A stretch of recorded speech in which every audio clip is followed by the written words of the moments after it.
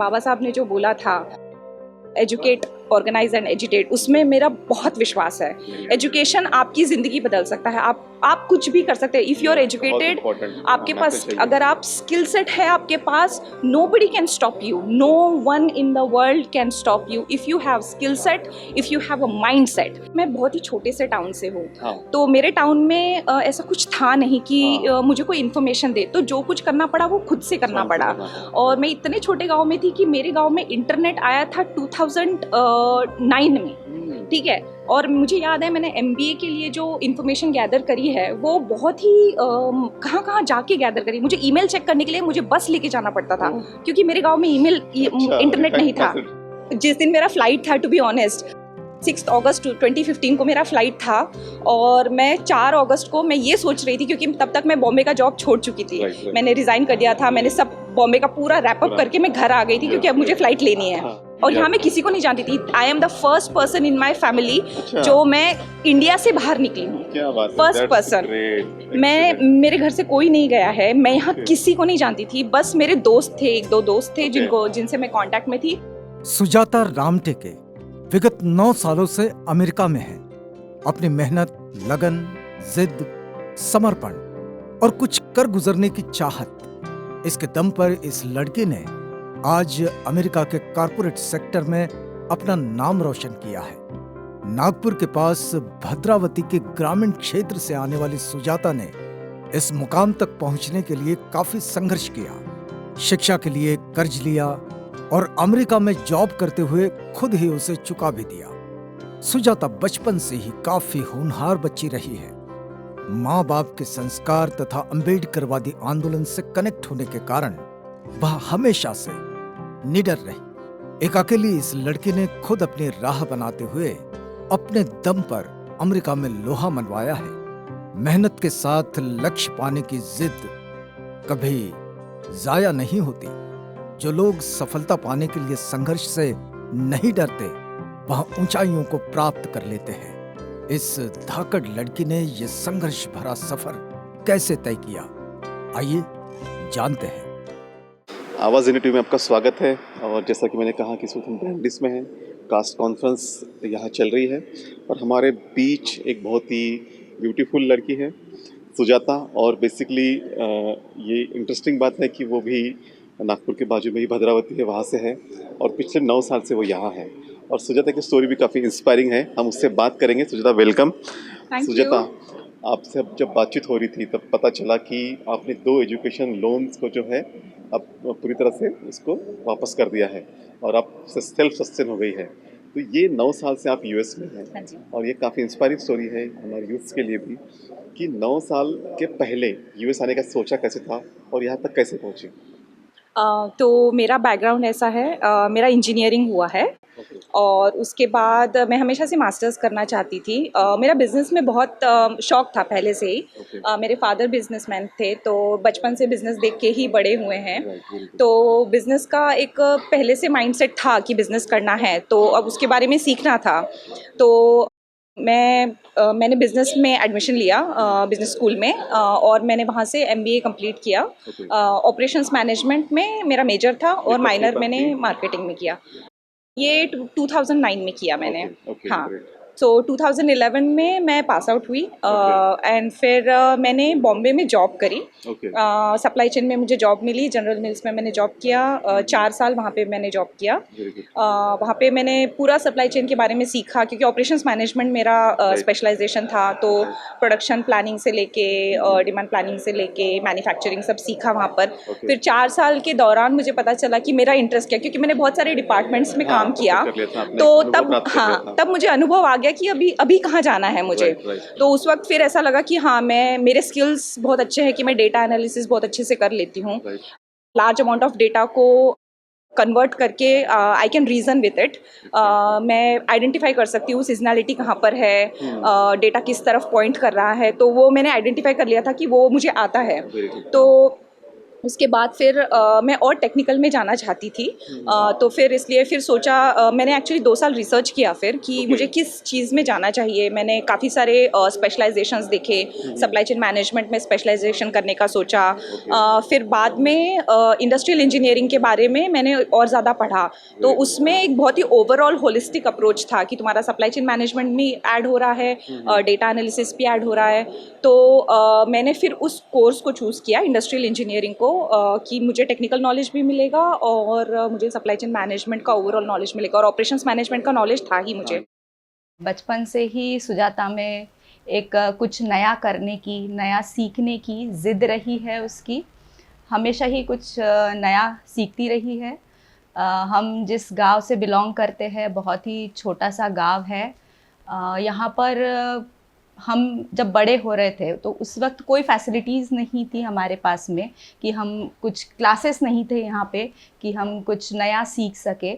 उसमें सीखने की बहुत चाह थी, तो जो भी हमारे गांव में डांस क्लास शुरू हो जाता था या फिर कराटे क्लास शुरू हो जाता था, तो वो उसमें पार्टिसिपेट करती थी। उसको हमेशा मतलब सीखना होता था। तो जो भी क्लास यहाँ पे मिल जाते थे हमको, या फिर पता चल जाता था कि हाँ ये क्लास यहाँ पर आज खुल गया है, तो हमने वहाँ पे जैसे ही पता चल जाता था वो वहाँ पर जाके एडमिशन ले लेती थी और सीखना स्टार्ट कर देती थी। फिर ऐसा होता था कि पूरा तो वो क्लास कभी मतलब यहाँ पर फिर जब वो क्लास स्टार्ट करते थे सर्स, तो वहाँ पे उनको स्टूडेंट्स या फिर नहीं मिलते थे, तो उस वजह से वो क्लासेस कुछ दिनों के बाद में बंद भी हो जाते थे। लेकिन उसको जैसे पता चलता था वो पार्टिसिपेट करती थी और कुछ ना कुछ नया सीखने की हमेशा कोशिश रही है उसकी। उसकी वजह से एक जैसे डांस क्लास खुल गया, तो डांस क्लास में उसने पार्टिसिपेट कर लिया, तो उसकी वजह से उसको एक स्टेज फियर जो था उसका निकल गया था, और वो स्कूल में हमेशा पार्टिसिपेट करती थी प्रोग्राम्स में, डांस क्लास में। तो आगे रहने की उसकी जो इच्छा थी, हमेशा उसको लगता था कि नहीं मुझे सबसे आगे रहना है, तो उस तरीके से वो आगे चलती थी। फिर मैंने 2015 में, एक्चुअली 2014 में मैंने एग्ज़ाम दिया जीआरई और टोफेल का, और फिर बाद में मुझे बहुत अच्छे कॉलेज से ये आया, कॉल आया, और फिर मुझे स्कॉलरशिप भी मिली। सो मैंने 2015 में फिर मैं यूएस में आई वीज़ा और ये सब कंप्लीट करके, और फिर 2015 में 15 टू 17 मैं टेक्सास में थी। वहाँ पर मैंने मेरा इंडस्ट्रियल इंजीनियरिंग पूरा किया, और फिर उसके बाद मैंने टेक्सास में ही डैलस में मुझे जॉब लगी। वो डिमांड एनालिस्ट की जॉब थी, तो मैंने 1 साल वहाँ पे जॉब की, और फिर मुझे न्यू जर्सी से मुझे अच्छी कॉल आई प्रोजेक्ट मैनेजर की पोजीशन पे। सो मैं न्यू जर्सी में मैंने 3 साल काम किया एज ए प्रोजेक्ट मैनेजर। यहाँ पर बाथ एंड बॉडी वर्क्स बहुत बड़ी कंपनी है, तो वो मेरे क्लाइंट थे, तो उनके मैंने सारे $multi-million के प्रोजेक्ट मैनेज किए हैं, right from manufacturing to going to the marketing. पूरा सप्लाई चेन उनका मैनेज किया है मैंने। और फिर उसके बाद 3 साल मैंने वहाँ जॉब किया। बहुत ही इंटरेस्टिंग जॉब था, और वो मेरी काइंड ऑफ बहुत ज़्यादा ऑपरेशन ओरिएंटेड जॉब थी। तो मैंने प्लांट में काम किया 3 साल, जो, और मेरे फील्ड लाइन ऑफ वर्क के लिए प्लांट का एक्सपीरियंस बहुत ज़रूरी है कि आप प्लांट में अगर काम करते हो तो निटी-ग्रिटीज़ पता चल जाती है। प्रोडक्शन प्लानिंग से लेके R&D से लेके सब कुछ मालूम पड़ता है, और आप फर्स्ट हैंड सब देखते हो, तो बहुत इंपॉर्टेंट है वो मेरे रेज्यूमे के लिए। तो मैंने 3 साल वहाँ काम किया, और फिर उसके बाद मुझे बॉस्टन से ऑफ़र आई, और अभी मैं एक बायोटेक कंपनी में काम कर रही हूँ as a global demand planner. और मैं एक यूके बेस्ड कंपनी है, वो एंटीबॉडीज़ बनाते हैं। तो अभी मैं उनका ग्लोबल प्लानिंग देखती हूँ। कुछ मेरे प्रोडक्ट कैटेगरीज़ हैं जिनको मैं ग्लोबली मैनेज करती हूँ अभी, और एक नॉर्थ अमेरिका रीजन को भी पूरा मैनेज करती हूँ। सो अब एक्सपीरियंस ऐसा है कि कमिंग हियर 9 years, अभी जब ऐसे अगर बताती हूँ तो सीक्वेंस वाइज होता है, लेकिन जब मैं देखती हूँ कि मैं कहाँ थी इंडिया में, लुकिंग बैक 2015 में, मतलब I was not even sure कि मुझे, मतलब एक पॉइंट होता है ना कि जिस दिन मेरा फ़्लाइट था, टू बी ऑनेस्ट 6 अगस्त 2015 को मेरा फ़्लाइट था, और मैं 4 अगस्त को मैं ये सोच रही थी, क्योंकि तब तक मैं बॉम्बे का जॉब छोड़ चुकी थी। Right, right. मैंने रिज़ाइन कर दिया था, मैंने सब बॉम्बे का पूरा रैप अप करके मैं घर आ गई थी, क्योंकि अब मुझे फ़्लाइट लेनी है। और मैं 4 तारीख को रात में, अभी भी मुझे याद है, मैं अपनी मम्मी को बोल रही हूँ कि मैं सही कर रही हूँ क्या, मतलब मी जास्त शिकली नाही आहे, माझं 7वा वर्ग शिक्षण झालं आहे. हां, त्याच्यानंतर 17व्या वर्षी लग्न झालं. त्याच्यानंतर मुली झाल्यावर सर्व्हिस होती यांना फॅक्टरीत. 300 रुपये पगार होता आणि त्याच्यामध्ये आम्ही 7 वर्ष सर्व्हिस केली. सर्व्हिस गेल्यानंतर पुष्कळ म्हणजे तकलीफ तर झालीच, पण मुलं, माझी एक मुलगी 2 वर्षाची होती तेव्हा सर्व्हिस गेली. त्याच्यानंतर 3 वर्षानं ही झाली आणि तिसरी पण झाली मला मुलगीच. 3 मुली होत्या. आणि त्याच्यानंतर एक मुलगी आता नाही आहे दुनियात. आणि शाळेत जायला लागल्या तेव्हा KG1 KG2, तेव्हा आपल्याकडे देर होता, माझा भाऊ होता. तेव्हा मी शाळेत नव्हती जात, घरचेच कामं करत होती. तेव्हा हे बिझनेसमध्ये असल्यामुळे यांना पैसे द्यायचे, सगळं करायचं, पण यांना वेळ फार कमी होता आमच्यासाठी. आणि तेव्हा मी शाळेत गेले का बरोबर त्यांचा बस्ता पाहणे, आणि कोणी अशी कोणती वस्तू आणली का कोणाकडून, सिसपेन म्हणा का काटरबर म्हणा, ते मी परत करायला लावायचे. आणि जेव्हा वेळेवर त्यांना जेवण डब्बा बरोबर सकाळी उठून, आपले तेव्हा तर शेगडी होती आणि स्टोव होता. आमच्याकडे काही तेव्हा शेगडी नव्हती आणि तेव्हा काही इतकं मोठं घर नव्हतं आमच्याकडे. त्याच्यातून त्या परिस्थितीतून मुलांना शिकवलं. आणि आम्ही कधी मुलींना असं 4थ्या वर्गापर्यंत लक्ष दिलं का अभ्यास करा रे करा. आणि नंतर त्याच्या पलीकडे 5व्या वर्गापासून त्यानं कधी म्हणजे मम्मी अभ्यास कर हे मी सांगितलं नाही. मॅट्रिकच्या वेळ आम्ही टी व्ही पाहायचे, पण मुली माझ्या, मम्मी टी व्हीचा आवाज कमी कर, पप्पा टी व्हीचा आवाज कमी कर, हे म्हणजे त्यांचं होतं. पेपर आले का 1 महिन्यानंतर टी व्ही बंद आणि अभ्यास स्वतः करायच्या. आणि मॅट्रिकच्या वेळेस जर सकाळी उठल्या नाही तर हे माझं काम होतं. चला, मला जास्त नव्हतं शिक्षणाचं, पण मी पोऱ्यांना का बा तुम्ही अभ्यास करा, मी जास्त नाही शिकली तरी पण तुम्ही शिका. अभी भी मुझे याद है, मैं अपनी मम्मी को बोल रही हूँ कि मैं सही कर रही हूँ क्या, मतलब you know, because it's lot of things are on stake. It's not only the financial investment that you are doing, it is an emotional investment as well. You are flying to the other end of the world, अपनी family से दूर. मुझे तो आदत है, मतलब मैं 16 साल की थी तब से मैं घर से निकली हूँ. मैं हॉस्टल में रही हूँ, मैं अपार्टमेंट्स में रही हूँ. मेरा मेजॉरिटी ऑफ लाइफ मेरा घर के बाहर ही गया है. तो आई वॉज वेरी कॉन्फिडेंट कि मैं रह सकती हूँ, लेकिन still you know living in a foreign land. और यहाँ मैं किसी को नहीं जानती थी. आई am the first person in my family जो मैं इंडिया से बाहर निकली हूँ. First person. मेरे घर से कोई नहीं गया है, मैं यहाँ किसी को नहीं जानती थी. बस मेरे दोस्त थे, 1-2 दोस्त थे जिनसे मैं कांटेक्ट में थी, और मेरी कंपनी के लोग थे कुछ, तो उनसे मैंने सब इन्फॉर्मेशन कलेक्ट किया. लेकिन जब मैं यहाँ आई तो ऐसा था कि मुझे पिकअप करने के लिए भी कोई नहीं था कि एयरपोर्ट से वहाँ तक कैसे पहुँचे. तो मैं इंडियन एसोसिएशन जो होता है कॉलेज का, उनसे मैं कांटेक्ट में थी, तो वो लोग मुझे पिकअप करने आए थे. So you know, getting into a foreign land, completely foreign to you. जब तुमने कभी, मतलब मैंने इतना ट्रैवल भी नहीं किया था मेरे यंग एज में. सो बहुत एडवेंचरस रहा ये पूरा. आजपर्यंतच्या इतिहासामध्ये मी शिक्षण शिकून गरिबीतून, आम्ही तर पूर्ण कुटुंब गरिबी आलेलं आहे. आणि एवढंच नव्हे तर कामधंदा करून आम्ही शिकलो. आई वडील माझे कामगार होते. थोडीशी शेती होती, त्या शेतीच्या आधारावर आमचं एवढं 5 जणाचं कुटुंब आम्ही उदरनिर्वाह करीत होतो. त्यानंतर मी चंद्रपूरला शिक्षणासाठी आलो 7व्या वर्गापासून.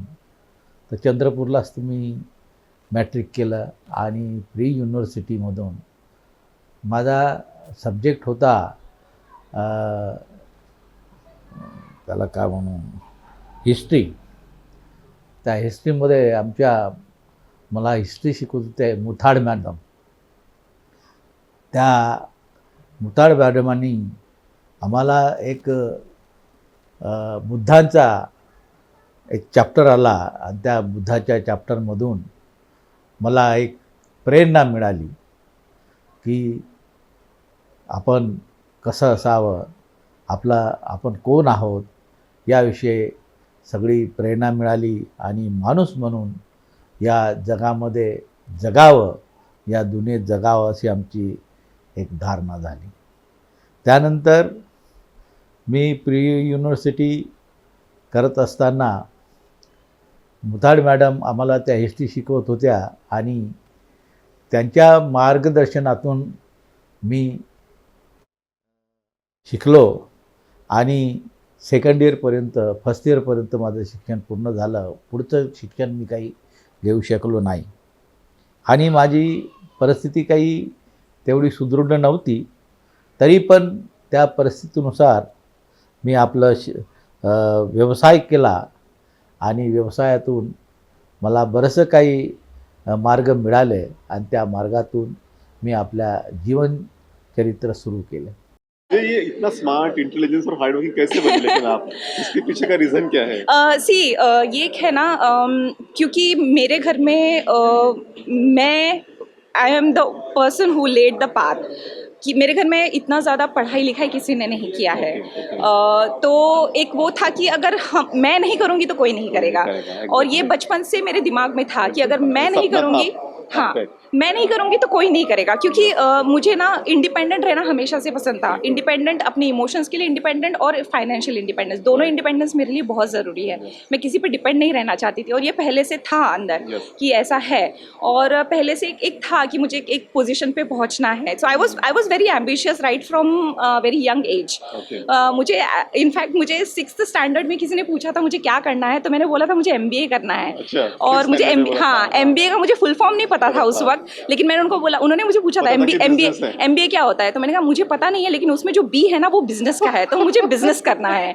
सो एट सम पॉइंट, तो अभी भी मुझे ऐसा है कि अभी तो मैं जॉब कर रही हूँ, बट मुझे ऐसा लगता है स्टार्ट करना है. Yes, definitely I am still, मकाम हासिल करने के बाद एक नए टर्निंग पॉइंट. बिल्कुल. और मैं हमेशा सेल्फ ग्रोथ में बहुत विश्वास करती हूँ. मैंने हमेशा अपनी रीडिंग बहुत अच्छी रखी है. मैं अपने आप को डेवलप करने में बहुत विश्वास करती हूँ. मैं लोगों को मदद करने में विश्वास करती हूँ. मेरा एजुकेशन पे बहुत विश्वास है. बाबा साहब ने जो बोला था, एजुकेट, ऑर्गेनाइज एंड एजुकेट, उसमें मेरा बहुत विश्वास है. एजुकेशन आपकी ज़िंदगी बदल सकता है. आप कुछ भी कर सकते हैं इफ़ यू आर एजुकेटेड. आपके पास अगर आप स्किल सेट है आपके पास, nobody can stop you. No one in the world can stop you if you have skill set, if you have a mind set. ये दोनों चीज़ें बहुत ज़रूरी है, mind set and skill set. अगर आपके पास सिर्फ स्किल सेट है और आपके पास माइंड सेट नहीं है तो आप नहीं पहुँच सकते. लेकिन अगर आपके पास माइंड सेट है और स्किल सेट नहीं है तो तब भी आप नहीं पहुँच सकते. You need an optimum combination of these two to reach somewhere in your life. और एक फोकस बहुत ज़रूरी है लाइफ में. सोशल लाइफ से थोड़ा सा जुड़ाव हुआ है उसका अभी वो अपना जॉब भी करती है और कुछ इंस्टीट्यूट है यहाँ पर वर्धा में, जैसे एक इंस्टीट्यूट है, वहाँ पर जो न्यू जनरेशन के जो बच्चे हैं, जैसे 10th 11th 12th में जो पढ़ते हैं बच्चे, तो उन लोगों को वो गाइड करती है कि किस तरीके से आप इंडिया के बाहर भी जाके अपना एजुकेशन कंप्लीट कर सकते हो. उसके अलावा जिस कॉलेज से उसने इंजीनियरिंग किया है वहाँ पर भी वो स्टूडेंट्स को गाइड करती है. लास्ट ईयर जब वो यहाँ पर आई थी तब उसका कॉलेज में एक प्रोग्राम रखा गया था, यानी कि इन द सेंस उसको बुलाया गया था कि आप जो बच्चे हैं, जो फाइनल ईयर के स्टूडेंट्स के, जो इंजीनियरिंग कॉलेज के बच्चे हैं, उनको गाइड करो कि किस तरीके से आप आगे एजुकेशन कर सकते हो. तो इस तरीके से उसका अभी सोशल लाइफ भी चल रहा है और बहुत प्राउड फील होता है कि वो मैं उसकी बहन हूँ, या फिर वो हमारे घर से बिलोंग करती है जो इतने अच्छे पोजीशन पे है और खुद का ही घर नहीं बल्कि वो सोसाइटी के लिए कुछ कर रही है. इसके लिए हमें बहुत ज़्यादा अच्छा लगता है. एक फोकस बहुत ज़रूरी है लाइफ में, यू नो. आज की डेट में फोकस की बात आपने की कि फोकस बहुत ज़रूरी है और आप इतना स्मार्ट, इंटेलिजेंट है, यहाँ तक पहुँची है, अपने आप को बिल्कुल एम्बिशियस रखा है और आप आगे की भी एम्बिशन है कि बिजनेस करना है अपना. इंस्पिरेशन क्या था लाइफ में कौन किसने आपको इंस्पायर किया कि नहीं मुझे जाना है, जैसे आपने एजुकेशन की भी बात कही, तो सारे पीछे कोई बैकग्राउंड में क्या था आपके?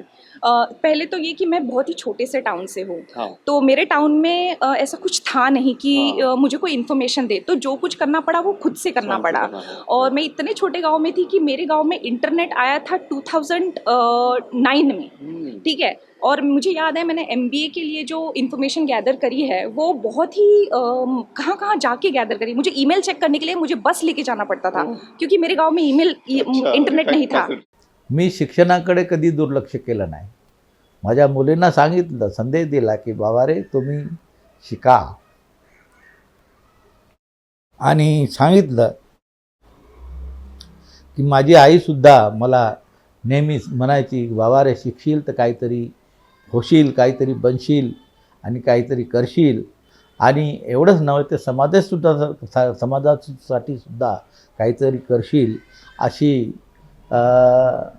प्रतिक्रिया तिने व्यक्त केल्यामुळे मीही माझ्या मुलांना तेच मार्गदर्शन केलं की बाबा तुम्ही काहीतरी शिका, आणि काहीतरी शिकाल तर काहीतरी बनाल, आणि काहीतरी बनाल तर समाजाची काहीतरी जाण ठेवून समाजाचं काही देणं आहे असं जाण ठेवून तुम्ही कार्य पुढे कराल, अशी मला आशा आहे. असं मी दोन्ही मुलींना चांगल्या प्रकारे संगोपन करून त्यांचं दोघींनाही शिक्षण दिलं. मोठ्या मुलीला MSc मॅथमध्ये आहे केलं आणि ती चांगल्या मार्काने पास झालेली आहे. तसंच लहान जे सुजाता नावाची मुलगी आहे तिलासुद्धा मी चांगलं शिक्षण दिलं आणि ती इंजिनियर म्हणून झाली. ती MBA झाली. MBAमध्ये सुजाता ही गोल्ड मेडलिस्ट आहे महाराष्ट्रातून. असा झाल्यानंतर आम्हाला आणखी बरं वाटलं. आणि त्यानंतर ती काही दिवस सुजातानी मुंबईला सर्व्हिस केली, प्रायव्हेट सर्व्हिस करून मॉलमध्ये आपलं उदरनिर्वाह केला आणि लगेच ती अमेरिकेला प्रयाण करण्यासाठी ती पुढची वाटचाल तिने सुरू केली. ये हमेशा से रहा कि मैंने जो किया है वो सहन किया है, वो मैं नहीं चाहती कि आगे वाले लोग सहन करें। उनको मैं जो कुछ अपनी तरफ से दे सकूं वो दे सकती हूँ। पे बैक भी करती हैं। बिल्कुल, एब्सोल्युटली। और मैं बहुत विश्वास करती हूँ कम्युनिटी को पे बैक करने में। और इंस्पिरेशन मुझे ऑब्वियसली हमारे घर में पापा हम बहुत अम्बेडकराइट एनवायरनमेंट रहा है हमेशा से, बचपन से ग्रो अप होते हो हमने वही देखा है। तो एक एजुकेशन का इतना ज़्यादा महत्व बहुत पहले से पहले से ही है। इनबिल्ट था। मतलब मुझे याद है हमारी दादी हमें बोलती थी, पढ़ी लिखी नहीं थी, एकदम पढ़ी लिखी नहीं थी, लेकिन वो हमेशा बोलती थी, मराठी में बोलूँगी, शिकाल तर काहीतरी बनाल, नाहीतर गधे राखाल। अच्छा, क्या बात है। तो ये, और मेरी दादी बिल्कुल पढ़ी लिखी नहीं थी, हाँ। And still she has that thought process कि वो तुम जो पढ़ाई करो। आंदोलन से उसके बीच में आया था। जी बिल्कुल, वो हमेशा से। और मेरी मम्मी को भी बोलती थी कि जब तक जॉब नहीं लगे तब तक शादी मत करना। अच्छा, बताओ, एक अनएजुकेटेड लेडी, एक गांव की लेडी हाँ, ऐसा बोल रही, क्यों? बहुत बड़ा क्योंकि एक transformation अम्बेडकराइट, है। हाँ, अम्बेडकराइट विचार थे मतलब पहले से। MBA करायसाठी पुण्याला गेली. तिथून तिने MBA केलं आणि नंतर ड्युटी पण केली 4 वर्ष. नंतर ती MS करायसाठी गेली. परीक्षा होती तिची, पण मी काही गेली नाही, पण पेपर वगैरे दिले. तिनं स्वतः ते ड्युटी करून त्याच्यातून केलं तिनं. आणि मोठीला पण आम्ही कधी मुली आहे हे आम्ही मागे वळून पाहिलं नाही. मुलींना प्रोत्साहन भरपूर केलं, अभ्यासासाठी तर केलंच, आणि असं पण पैशासाठी पण अभ्यासासाठी आम्ही कधी मागं नाही वळून पाहिलं. याच्या पलीकडे ती विदेशात गेली, परंतु मला का विदेशात कशी जाईल, माझी मुलगी कशी राहील, हा माझा म्हणजे कसा विचार होता, काय करेल. पण आता असं वाटतंय का ती परिपूर्ण आहे, ती आपल्या याच्यावर करत आहे. बताओ, एक अनएजुकेटेड लेडी, एक गांव की लेडी ऐसा बोल रही, क्यों? बहुत बड़ा क्योंकि एक transformation अम्बेडकराइट, है। हाँ, अम्बेडकराइट विचार थे मतलब पहले से, क्योंकि yes। पता था कि बाबा साहब ने इतना इम्पोर्टेंस दिया है एजुकेशन को, तो we need to educate our girls. Yes। और मुझे बड़ी बहन है, आई डोंट हैव ब्रदर। और मेरे फादर ने हमेशा इतना विमेन एम्पावरमेंट में, मतलब मुझे और मेरी सिस्टर को, they have always inspired us and promoted education. मुझे कभी भी मेरे फादर को ये नहीं बोलना पड़ा कि मुझे पढ़ाई करनी है, और मैंने अपने फादर से कभी ना नहीं सुना. Even to come to US मेरे से ज़्यादा मेरे फादर कॉन्फिडेंट थे कि ये कर लेगी. बात है, वाह, बिल्कुल. तो घर का सपोर्ट बहुत ज़रूरी होता है. बहुत हाँ जरूरी था, और एक जो एनवायरनमेंट भी था आपके लिए. जी बिल्कुल. बिल्कुल आगे जाना है, और बाबा साहब के थॉट्स भी आपके साथ में थे. बिल्कुल. और बिल्कुल सारे आर्ट्स होने के बावजूद, मतलब एक लड़की होने के बावजूद, क्योंकि अकेली हैं आप, बिल्कुल स्वयं मुंबई जाती है, वहाँ से यूएस आती है, यहाँ पे सारी कायनात आपको इकट्ठा एक लाती है. तो कैसे महसूस होता है जब आप इस मुकाम पे पहुँची हैं, और जब इस तरह के कॉन्फ्रेंसेस में भी आप आती हैं, तो क्या फीलिंग होता है आपको कि क्या मैसेज भी देना चाहते हैं युवाओं को कि आगे कैसे बढ़े? जी बिल्कुल. सबसे पहले तो मैसेज मैं ये बोलूँगी कि एजुकेशन पे बिल्कुल ध्यान दीजिए, क्योंकि अब क्या हो रहा है ना, there are so many distractions. इतना ज़्यादा डिस्ट्रैक्शन है बच्चों, क्योंकि मेरे घर पे भी बच्चे हैं, तो मैं देखती हूँ कि फोकस नहीं है बच्चों का. सो अभी जो है अभी अगर आप फोकस नहीं करोगे तो आगे बहुत दिक्कत जाने वाली है. And being from this community, the only weapon you have is education, and you have to wield your sword. उसी स्वॉर्ड के साथ आप फाइट करोगे, आपके पास दूसरे रिसोर्सेज नहीं हैं. सो ये एजुकेशन को आपको बहुत इंपॉर्टेंस देनी है. ये तो मेरा फर्स्ट मैसेज रहेगा. और दूसरा, प्लीज़ फोकस रखिए. फोकस लाइफ में फोकस, एक इंस्पिरेशन, एक फोकस रखिए कि हमें कहाँ पहुँचना है. फर्स्ट डिसाइड योर डेस्टिनी, आपको कहाँ पहुँचना है, एंड वर्क बैकवर्ड्स. यहाँ से वहाँ जाने तक आप देखोगे ना, तो आपने वो स्टीव जॉब्स का सुना होगा ना, when you go forward and you look back, then you can connect the dots, right, and then you can see the elephant from those dots. So हमेशा से एक गोल अपना रखिए आगे, और देन वर्क बैकवर्ड्स कि आपको इस गोल को पाने के लिए आपको क्या करना है. मेरी हमेशा से वही स्ट्रैटेजी रही है कि अगर मुझे यहाँ तक पहुँचना है तो मुझे उसके पीछे क्या काम करना पड़ेगा. तो मैं यही आज के बच्चों को बोलना चाहूँगी कि प्लीज़ फोकस रखिए, अपना गोल सेट करिए, because that's the only thing that is going to give you happiness. एक जो अकॉम्प्लिशमेंट होता है ना, ये अकॉम्प्लिशमेंट आपको आगे चल के बहुत सारी चीज़ों से बचाएगा, क्योंकि going forward depression, mental health are going to be a big issue for youth. So if you want to be mentally happy and healthy, you have to have a goal. उस गोल की तरफ काम करके ही आप अपने आप को खुश रख सकते हैं. यस, लाइफ में गोल ज़रूरी है, और किस तरह से गोल सेट किया, और एक सक्सेसफुल लेडी के तौर पे, एक सक्सेसफुल व्यक्ति के तौर पे आज हमारे सामने ये सुजाता है. और आज आप ये कॉन्फ्रेंस में भी आई है, तो बीइंग यहाँ पे होने के बाद क्यों ऐसा लगता है कि हमें जाना चाहिए इस तरह के कॉन्फ्रेंसेस में, और क्या यहाँ से आपको क्या एनर्जी मिलती है?